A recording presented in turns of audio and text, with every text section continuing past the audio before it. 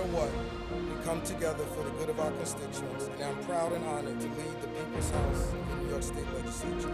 The health and protection of the human beings that live in our districts is our responsibility. Frederick Douglass's words for us today, I quote, "If there is no struggle, there is no progress." If you want equity to happen, then this is where it happens. All of us have a responsibility to the greater good. The House will come to order.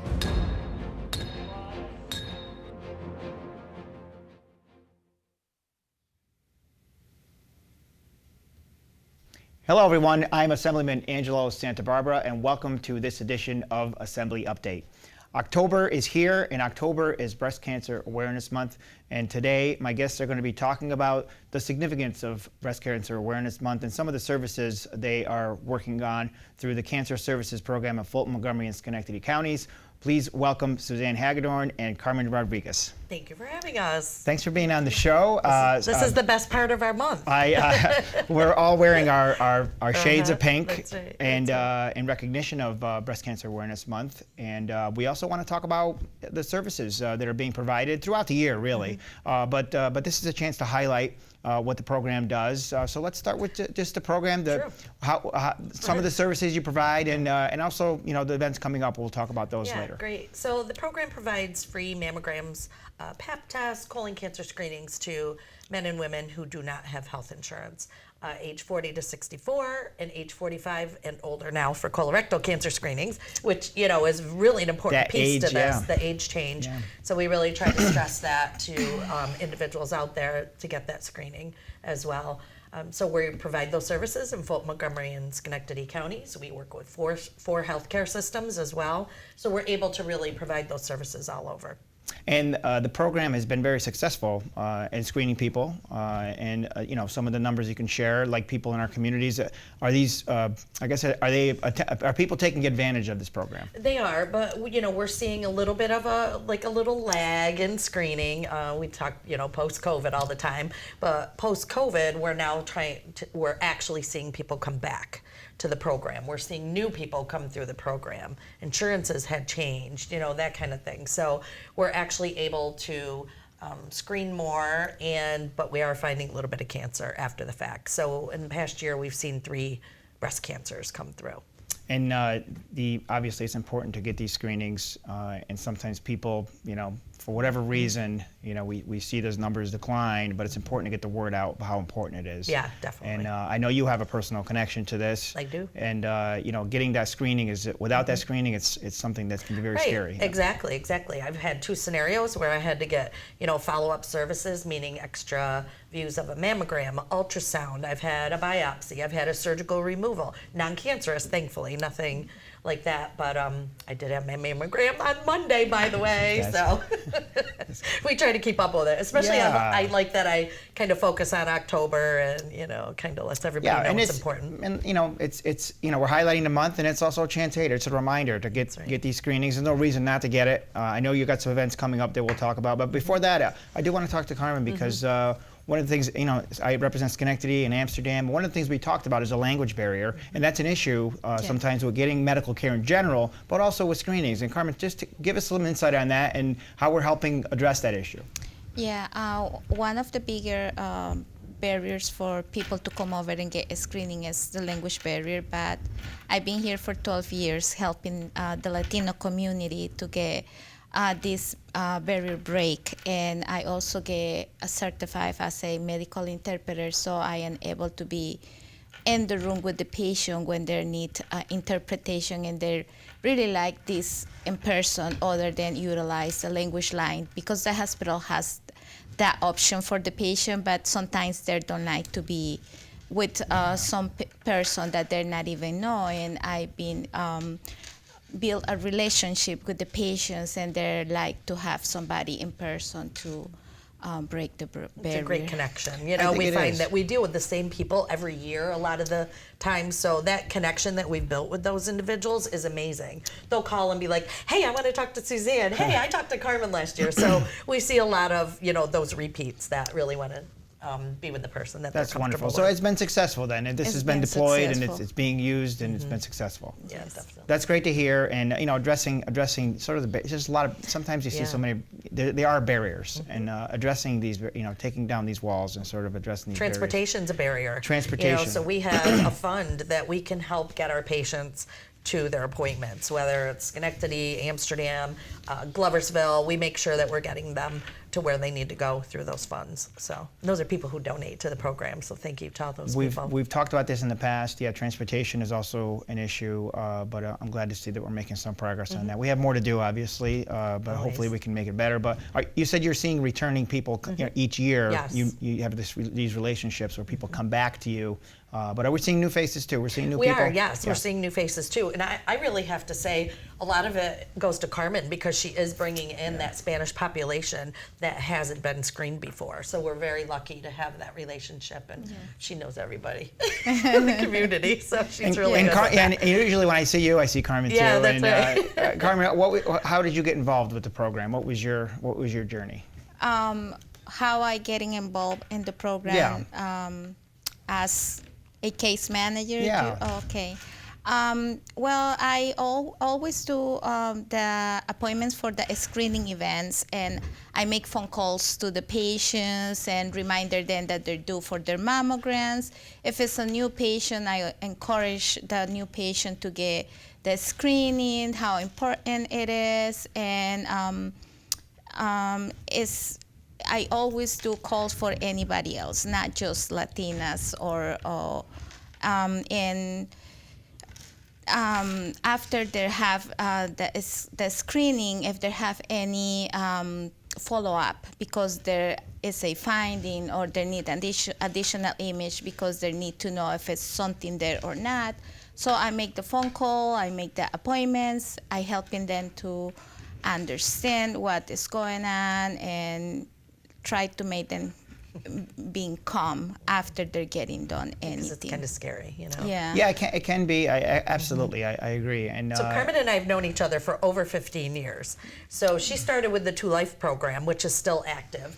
And she's still active with that program as well. So that's how we met. And so now, all these years later, now she came onto the Cancer Services program. So that's we're wonderful. happy to have her. And again, if I see one, I'm expecting to see you both together. And you know, Kim is our outreach individual, and Kim couldn't be here today. So Kim Rodecker, she does all the Let's outreach. say hello to Kim. Yeah, hi Kim, Kimmy. hello. Hi, So Kimmy. She's in the, she's out there in the community. She's on the Wonderful. streets. She's on the corners. She's trying to find everybody she can. So One of the great work. other things we've talked about in the past is people are reluctant to do it because they don't want to take time off or they're busy doing something else. The process from start to finish, how long does it take? How much time would be required to actually go and just do it? Or you get rid of that excuse to, hey, it's going to take up my day. I just can't do it. Right. Yeah. An hour, 2 hours, maybe, just Yeah. in case there was things that might delay them, like extra views or an ultrasound, that kind of thing. So maybe 2 hours. Honestly, Monday I was probably there 45 minutes. It's a small investment Yeah, of time. it was quick, easy. That's no reason. You can't say there's not a reason to get screened. A lot of employers provide time off too. They do. For cancer Yes, screening. yes. So take advantage of That was my those. next point. That's an important thing. So Take eliminates that advantage. reason. It's Take okay. advantage of that. There's Yeah. no reason not to get screened anymore. absolutely. No reason. And we talked about numbers, talk about statistics, how many people we screened. Also, the technology has changed, right, as well. Let's talk a little bit about that. Yeah. The screening is improved. Yes, it has. They went into tomosynthesis, which gives you better views. It just is amazing. I've seen my films. So back before it started, or right when it was starting, I saw my old ones, I saw my new ones. The clarity is phenomenal. You could see every little thing. I had calcifications. They looked like little specks of salt, and they just came to the forefront. You can't not know that they're there. It's amazing. It We're really able to is. see them. Yeah. So that's another reason that the technology is improved, and there's greater resolution, and they're able to see things that they weren't able to see in the past. Right, exactly. And I think that's part of what Carmen does. She's trying to explain to the individuals who might have a language barrier about all these things. Yeah. So it's very important. So the events. Yes. So people are going to have an opportunity this month.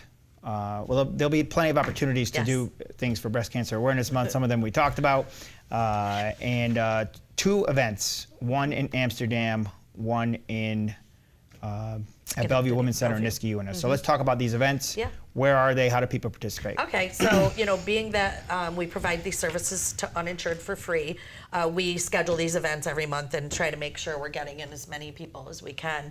So Carmen is our guru, so she's usually scheduling everybody. Yeah. We just had one at Nathan Latour yesterday, Yesterday, correct? okay. And so upcoming is St. Mary's and Bellevue. So Carmen, I'll let Carmen take the, Yes. the lead on that.